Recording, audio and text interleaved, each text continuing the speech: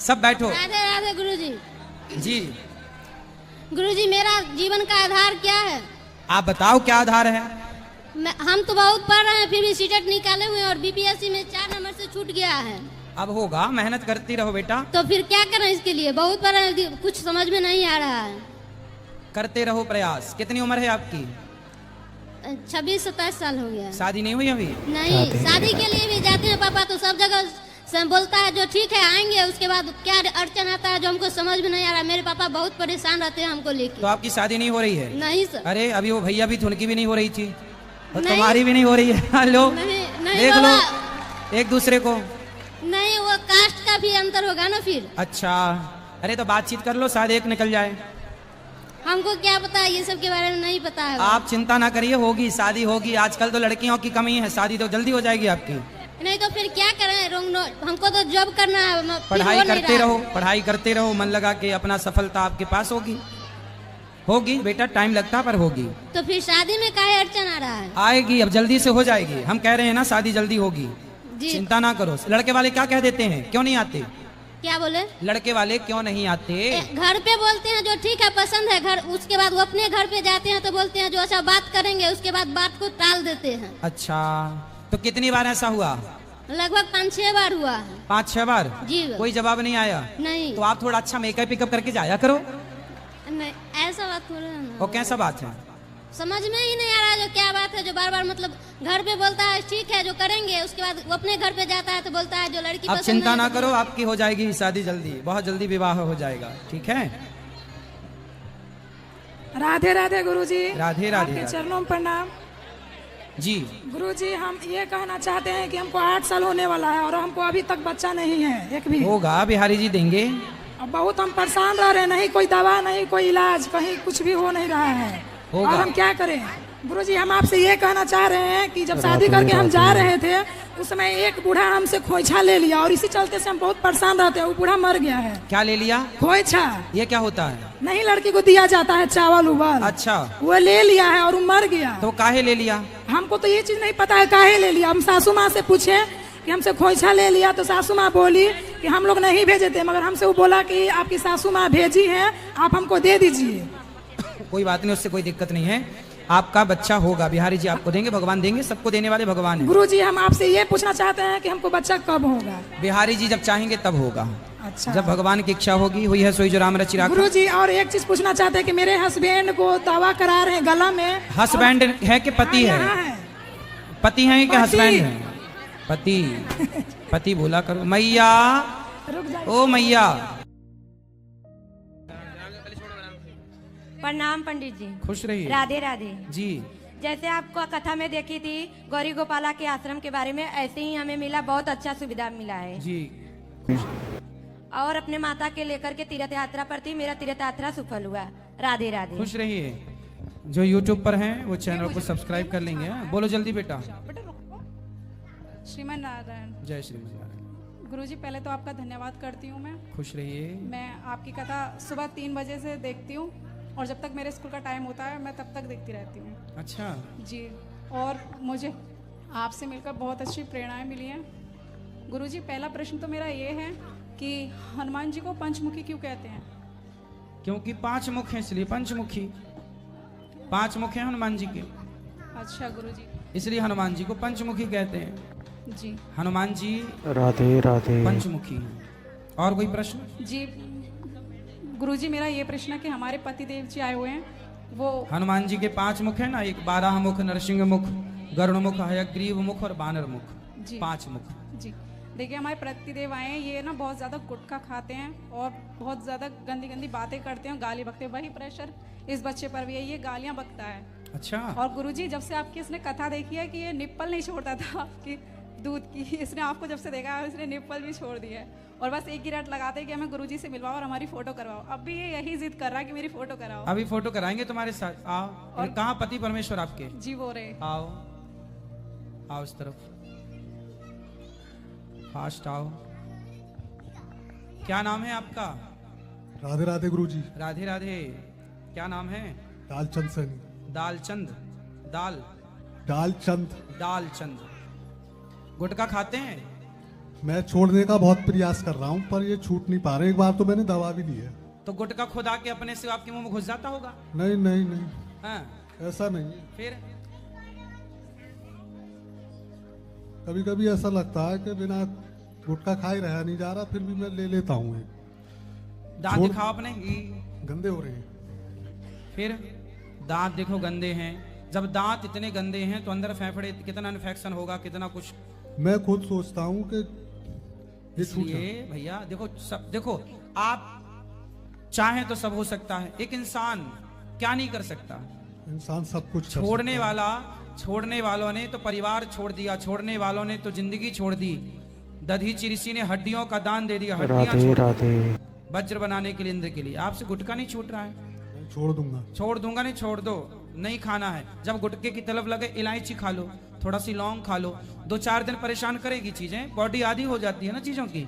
10 दिन परेशान होंगे, 11वें दिन आप बिल्कुल ठीक हो जाएंगे। बस 10 दिन झेल लो, इलायची ले लो, लौंग ले लो। पक्का गुरुजी, वादा? ये ना नहाते भी नहीं है, हफ्ता भर निकल जाता है। बात कराओ। अरे काहे नहीं नहाते भैया? नहीं गुरुजी, मेरी 6 से सुबह 6 बजे से ड्यूटी है 2 बजे तक। तो मैं वहीं मेरी फैक्ट्री में वहीं पे नहा लेता हूँ। वही समर वगैरह, टंकी वगैरह सब कुछ है। अगर वहाँ जो है इंसुलेटर का काम है, थोड़ा बाहर आप जाता बिना है माल। नहाए रह कैसे लेते हो? मैं रोज नहाता हूँ, वहीं पे नहाता हूँ। सुबह सुबह मैं नहा नहीं पाता हूँ, टंकी में ठंडा पानी रहता है, इस वजह से। तो गर्म पानी से नहाना मुझे अच्छा ना लगे, खुजली सी मारती है सिर में।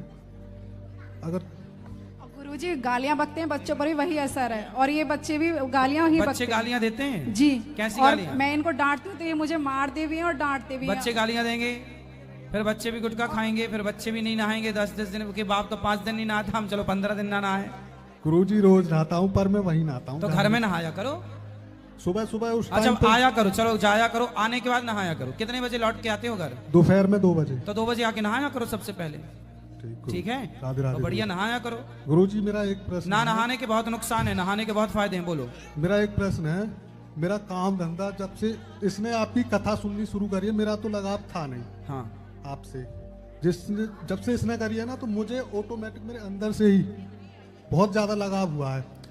आप जब वहां कर रहे थे मध्य प्रदेश जेल में कथा, हाँ। तो मैंने मन बनाया कि मेरी ससुराल है अलीगढ़, मैं वहां से रोज आया करूं और आपकी कथा सुना करूं। जी। तो मैं सोच रहा हूँ कि इसे रोज भेजूंगा, कि मेरा वहां से टाइम है नहीं। ठीक है, आप अच्छे हैं, पर नहाया करो, गुटखा ना खाया करो। और शराब तो नहीं पीते? कुछ नहीं, सही बताओ, शराब पीते शराब हो? नहीं पीता हूँ मैं। ठीक है, अब ठीक और से रहना। गुरुजी मेरा सब कुछ सही चल रहा है। मेरा एक प्रश्न है, मैं वो थोड़ा शर्म सी लग रही है पूछने में। मुझसे गलती से एक काम हो गया। मतलब काम क्या, वो मैंने जान पूछ के किसी के पैसे उसका पागल बना के 25,000 रुपए मैंने ले लिए हैं। अच्छा, किसी को मुझे रात को, जब से हमारे यहाँ आपकी भागवत की ये कथा चल रही है ना, तो मेरा मन ऐसा करता है कि यार तूने ये क्या कर दिया। अब जब मेरे पास पैसे थे नहीं, अब मेरे पास, तो 25,000 उसके वापस कर दो ना। मैं किस मुंह से करूं। मैंने ऐसा कह दिया कि मैंने उससे लेके उसको दे दिए। नहीं, अब आपके समझ आ गई। देखो, गलती करना गलत नहीं है, गलती माना की हुई, पर आपने स्वीकार किया, ये बहुत अच्छी बात है कि आपने गलती स्वीकार की, है ना। और अब उसको 25,000 जिसके लिए थे, वो गलत तरीके से लिए थे आपने। अभी एक टाइम ऐसा था, मेरे खाते में 1 रुपया नहीं था। अब 1-1.5 लाख रुपया मेरे खाते में अभी है। मैंने अपनी वाइफ को भी अभी 20,000 रुपए दिए तो थे। आप 25,000 उसके लिए थे गलत तरीके से, बस मैं, मेरा जो, तो दे देना वापस। ले भैया वापस। कैसे लौटाऊं उसे? ऐसे ही दे देना, भैया हमने तुमसे गलत किया था। बोले तब हमारी नियत ऐसे में, बोल दूं उसे हाँ, साफ साफ? बोलने मेरी नियत में तब खोट था, लेकिन अब भगवान में मुझे 5-6 दिन उनसे बोलना कि पहले मेरी नियत में खोट था, अब मैं भागवत सुनता हूँ, भगवान की कृपा से मेरी बुद्धि निर्मल हो गई है, ये वापस लो। मुझे रात को नींद नहीं आ रही, कम से कम 1 हफ्ते से मैं तो ये, आप पैसे वापस करो, ये बोल के कि पहले मैं कथा नहीं सुनता था, मेरी बुद्धि में खोट था, मन में खोट था, अब कथा सुनता हूँ, मेरा मन निर्मल हो गया, ये पैसे लो। ठीक, गुरुजी राधे राधे। राधे राधे गुरुजी। जी राधे राधे। गुरुजी, मैं जहाँ टीचिंग करती हूँ वहाँ पर एक मैम ने बोला था कि जब आप गुरुजी से मिलो तो मेरी तरफ से श्रीमन नारायण बोल देना। जय श्रीमन। उनका नाम बबीता है और एक डॉली नाम से उनको बबीता, डॉली और बस बस। जी मैम, इनके लिए श्रीमन नारायण। बबीता को, डॉली को और बस को जय श्रीमन नारायण। चलो यहाँ दे दो माइक उनको, बच्चों को बात करनी है। चलो बात करो बेटा फटाफट। मैया को बात करनी है, क्या बात करनी है पूछो, बात करो। राधे राधे गुरुजी। राधे राधे।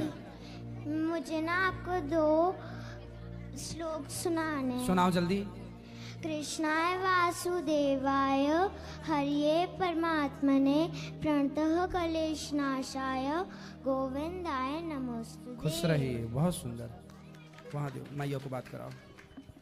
राधे राधे महाराज जी, जी आपके चरणों में मेरा प्रणाम। मुझे एक प्रश्न पूछना है। बोलो।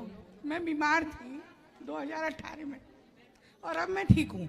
मेरा किडनी का ऑपरेशन हुआ था, कैंसर था, और कोरोना टाइम से मैंने कोई दवाई नहीं ली। पहले ली 2000 से लेके कोरोना तक, और उसके बाद नहीं ली।